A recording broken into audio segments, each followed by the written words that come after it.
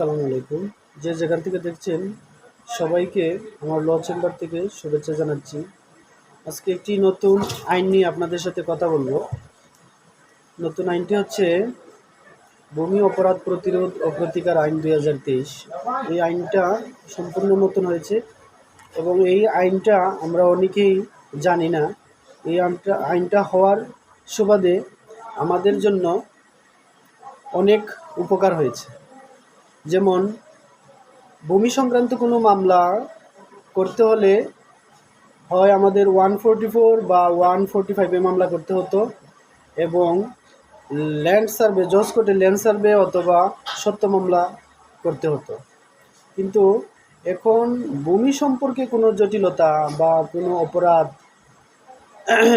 যদি কেউ করে ভূমি সংক্রান্ত, তাহলে এই নতুন আইনে ভূমি অপরাধ প্রতিরোধ ও প্রতিকার আইন 2023, এই আইনে আমল গ্রহণকারী আদালতে মামলা করা যাবে, জুডিশিয়াল ম্যাজিস্ট্রেট আদালতে মামলা করা যাবে এবং খুব দ্রুত প্রতিকার পাওয়া যাবে।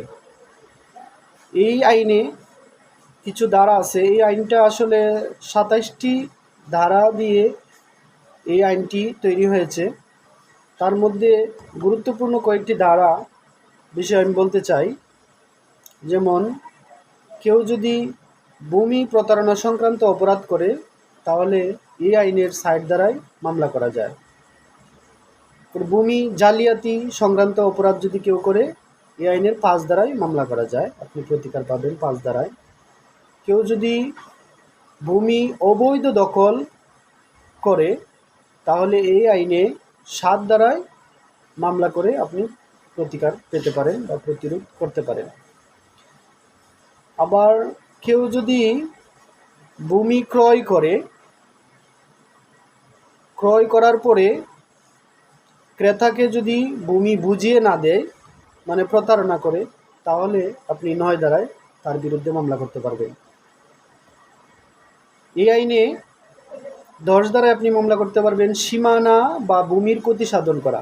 অনেকেই আছে ভূমি সীমানা নিয়ে ঝামেলা তৈরি করে, সীমানা কেটে তার জায়গা বড় করে, আবার কেউ ভূমির ক্ষতি সাধন করে।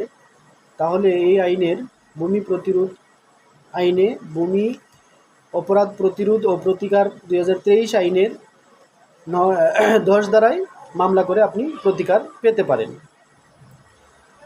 এই আইনের 11 ধারায় বলা হচ্ছে, সরকারি, আধা সরকারি, স্বায়ত্তশাসিত প্রতিষ্ঠান বা জনসাধারণের ব্যবহার্য ভূমির অবৈধ দখল, প্রবেশ বা কোনো কাঠামো নির্মাণ বা ক্ষতি সাধন করলে এই আইনের 11 ধারায় মামলা করে আপনি প্রতিকার পেতে পারেন।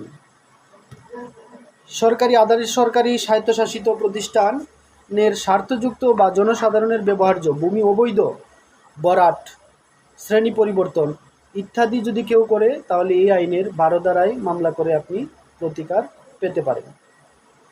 আবার এই আইনের 13 ধারায় মাটির উপরি স্তর খর্তন বা বরাট করলে আপনি 13 ধারায় এর প্রতিকার পাবেন।